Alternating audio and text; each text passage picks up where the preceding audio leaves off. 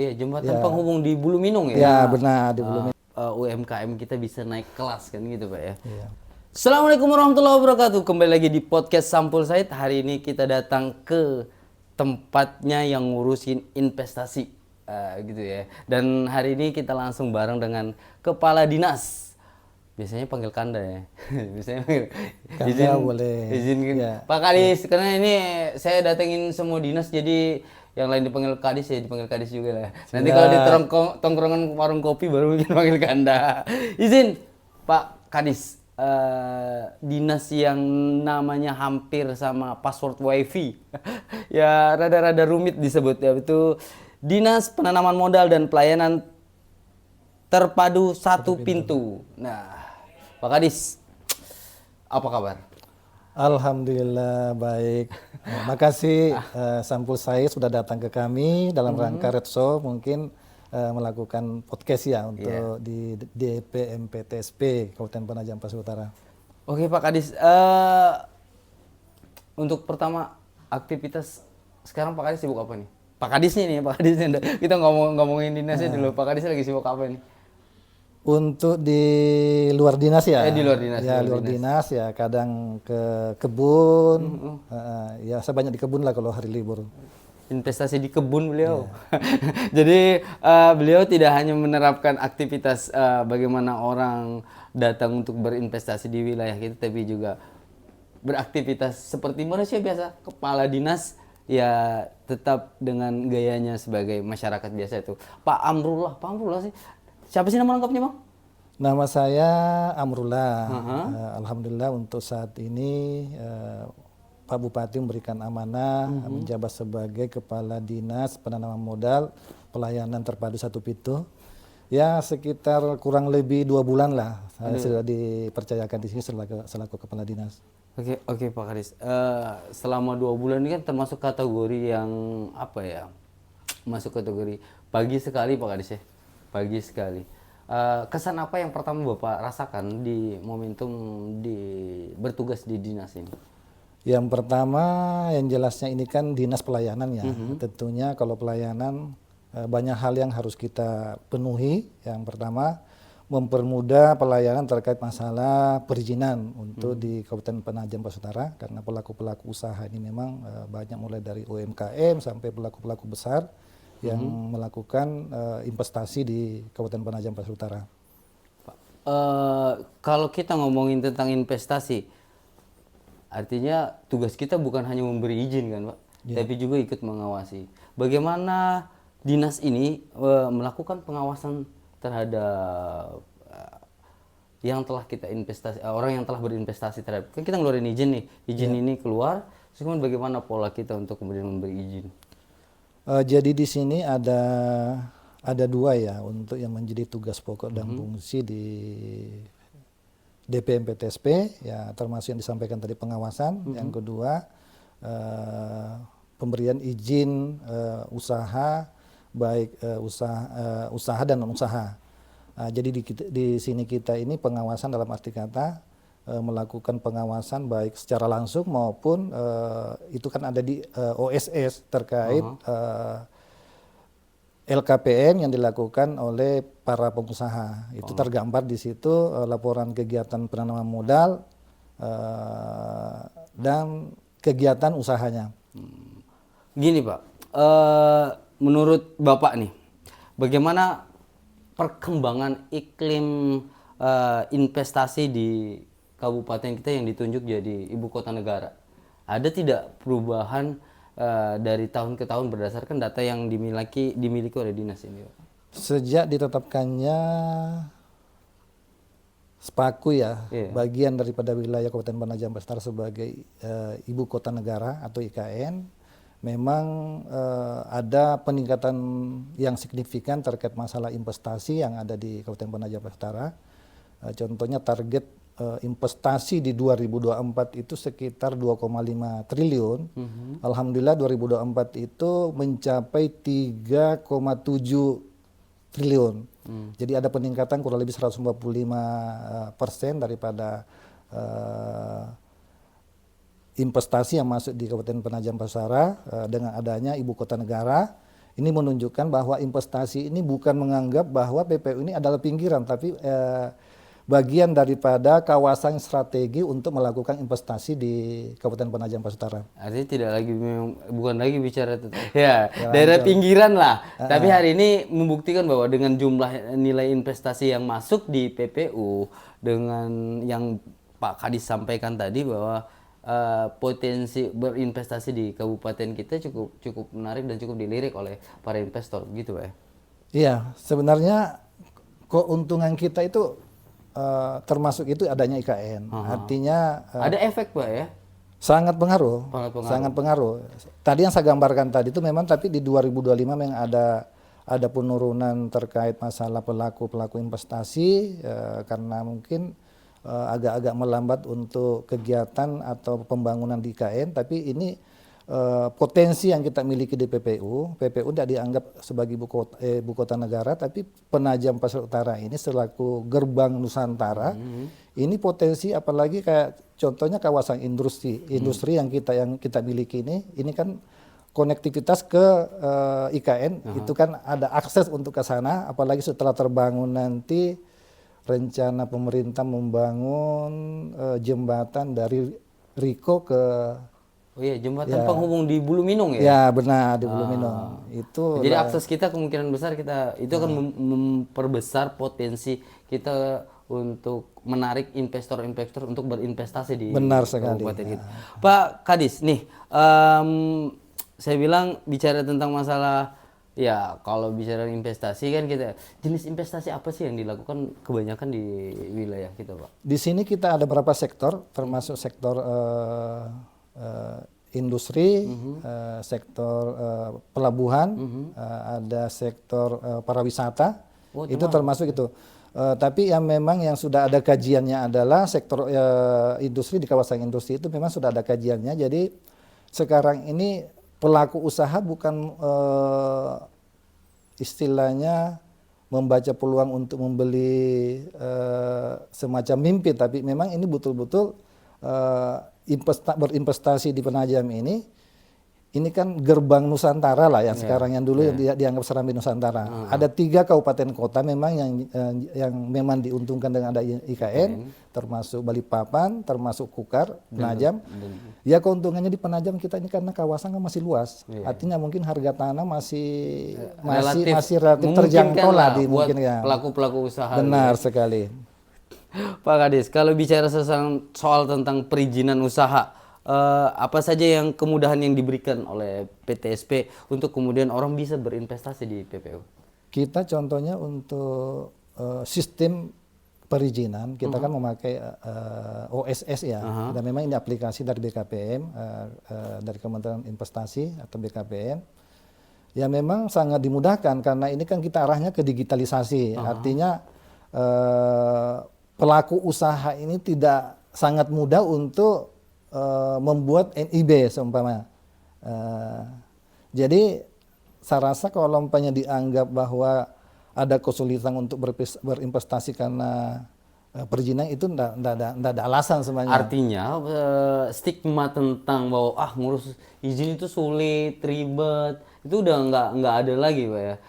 Pemahaman ini hari ini kan ada stigma Pak yang memandang bahwa sebenarnya malas buat izin, buat usaha, mau berusaha izinnya susah.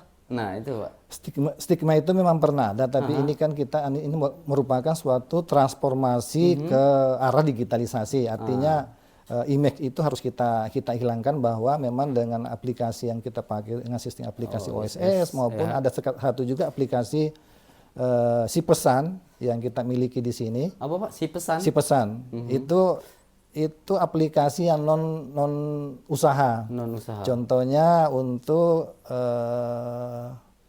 sosial, keagamaan, pendidikan, kayak izin operasional untuk dokter, izin operasional untuk rumah sakit, puskesmas, itu masuk di si pesan. Oh, si pesan. Artinya memang ya wilayahnya sudah terbagi jelas dan aksesnya bisa diakses oleh masyarakat secara benar sekali. Dan memang yang satu keuntungannya tidak harus tatap muka ke sini, harus ke sini. Dengan aplikasi tadi itu kan bisa melakukan pendaftaran mandiri aja di sana. Udah nggak repot lagi Nggak bawa repot berkas, lagi. tinggal upload gitu Pak, Tinggal upload aja. Ya cuma memang kendala yang sering dihadapi teman-teman itu kan, kita kan dihilirisasi nih untuk pelaksanaan izin, untuk mengeluarkan izin. Ada pertek yang harus terbit dari dinas terkait, contohnya untuk PBG, persetujuan bangunan gedung. Itu sepanjang perteknya belum terbit di OSS, istilahnya kan diupload ini yang punya domain adalah teman-teman di dinas PUPR di Cipta Karya ya untuk PBG. Dan kedua ada namanya PKKPR, ini dari dinas PU juga, itu tata ruang. Jadi semuanya kita dihilir ini. Jadi sepanjang memang dokumen terpenuhi di OSS itu tidak bisa kita nanti dulu besok karena di situ ini termonitor juga dengan KPK. Artinya ketika memang tidak lengkap ya tidak bisa memenuhi syarat. Iya benar. Artinya ketentuan ini selain mempermudah masyarakat, sistem di dinas yang Bapak pimpin juga akan jauh lebih mudah. Transparansinya juga benar lebih mudah Pak ya. Gini Pak, dengan saya agak sedikit menarik bicara tentang, kalau bicara tentang nilai usaha itu di pengusaha lokal kita. Gimana UMKM kita bisa naik kelas kan gitu Pak ya. Nah ini menurut saya pendampingan khusus, ada tidak pendampingan khusus terhadap pelaku-pelaku usaha UMKM kita yang ingin naik kelas di tempat kita ini Pak? Teman-teman itu di 2024 sebelum saya di sini memang ada kegiatan yang memang dilakukan pendampingan yang UMKM, dia melakukan inventarisasi atau pendampingan yang dilakukan biasanya di kelurahan, desa, bahkan dia pernah menginventarisasi dari titik nol penajam sampai dengan babulu rintik. Memang itu kita lakukan pendampingan, alhamdulillah antusias masyarakat yang sebagai pelaku usaha yang UMKM ini ya memang banyak terbantu. Artinya kan di sisi lain kadang tidak mengeluarkan NIB itu, tidak mengurus NIB karena dianggap wah nanti kita terdaftar untuk ditarik pajak. Betul. Nah itu yang jadi persoalan. Itu mindset Pak, mindset publik atau masyarakat kita di tingkatan bawah bahwa kalau sudah saya daftarin saya harus pasti kena pajak. Nah itu masalahnya. Padahal kita ini kan butuh data itu, istilahnya pelaku usaha termasuk yang UMKM ini untuk tergambar di OS bahwa oh sekian yang terdaftar selaku pelaku usaha di PPU gitu ya. PPU. Jadi jelas gitu ya. Tapi di sisi lain memang itu ketakutan masyarakat kalau sudah masuk NIB, oh ada pajak nanti kita bagian Bapenda ini menarik pajak. Padahal di sisi lain ada ketentuan lain ketika kemudian UMKM kan tidak semuanya juga langsung kena pajak. Ya, gitu enggak semua kena. Ya, tergantung penghasilanmu. Ya, terkecuali mungkin untuk pelaku usaha untuk yang memiliki NIB, mau mengurus mungkin di bank itu kan jadi syarat juga. Baru kadang itu masyarakat antusias untuk melakukan itu.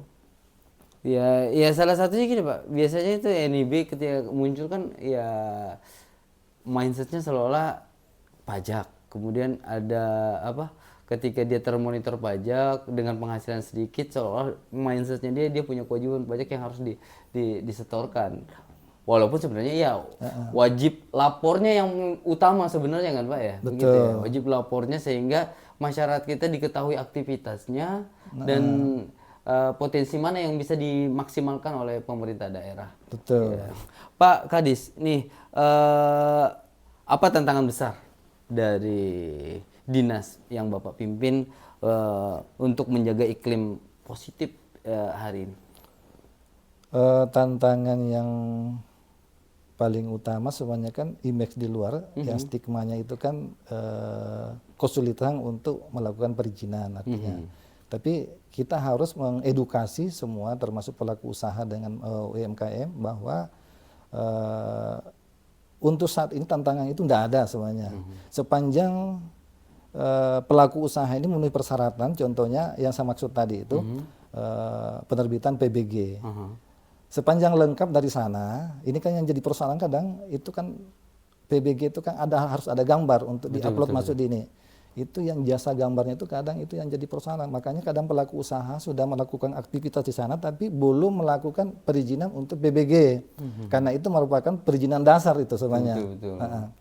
Itu aja sih sebenarnya. Itu yang kadang menjadi sebuah momok gitu ya, jadi momok. Artinya pola-pola yang kemudian dilakukan hari ini terus berkembang, Pak. Digitalisasi yang dilakukan, bahkan informasi yang saya tangkap tadi bahwa sebenarnya dinas yang Bapak pimpin udah melakukan jemput bola langsung gitu ya sampai ke tingkatan bawah. Pak, ini kalau ada pesan mau disampaikan terakhir ini Bapak, pesan apa yang Bapak ingin sampaikan ke investor maupun anak muda di PPU yang ingin memulai usaha dengan peluang besar di Gerbang Nusantara saat ini? Kepada investor mungkin pesan saya, yakinlah bahwa berinvestasi di Kabupaten Penajam Pasir ini sangat potensi dengan adanya IKN, dan kedua kami akan selaku pemberi layanan untuk perizinan tentunya akan menjaga iklim investasi terkait kemudahan dalam perizinan. Kedua, dengan Penajam Pasir Utara selaku Gerbang Nusantara ini ya di sisi positifnya sangat banyak sekali dibanding dengan kabupaten kota yang lain di Kalimantan Timur. Ya contoh yang saya sampaikan tadi bahwa dengan adanya kawasan industri di Kabupaten Penajam Pasir Utara itu kan bisa berinvestasi baik pelabuhan, jasa dan lain-lain sebagainya, itu memang sangat peluang untuk di Kabupaten Penajam Pasir Utara dibanding dengan kabupaten kota yang lain. Terus untuk anak muda kita jangan memanfaatkan bahwa dengan adanya IKN ini peluang untuk cari kerja, tapi bagaimana cara membuat istilahnya ini menjadi bagian daripada pelaku usaha, karena memang yang bisa mengangkat daripada